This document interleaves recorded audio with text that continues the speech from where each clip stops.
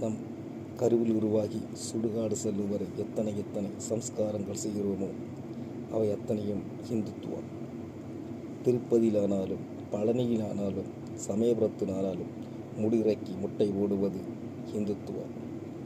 கடல் கடந்து வேறு நாடுகளில் வாழ்ந்தாலும் தன்னுடைய பண்பாடு கலாச்சாரம் மறவாமல் தீமிதி விழா நடத்துகிறானே தமிழன், அது ஹிந்துத்துவம். கங்கையை புனிதம் நீராக நினைத்து கங்கையை மாதாவாக எண்ணி கங்கையில் வாழ்க்கையில் ஒரு தடவையாவது நீராட வேண்டும் என்று நினைக்கின்ற அந்த எண்ணம் ஹிந்துத்துவம். நேர்த்தி கடன் செய்வதற்காக அலகு குத்துவது, அக்கினி சட்டி ஏந்துவது ஹிந்துத்துவம்.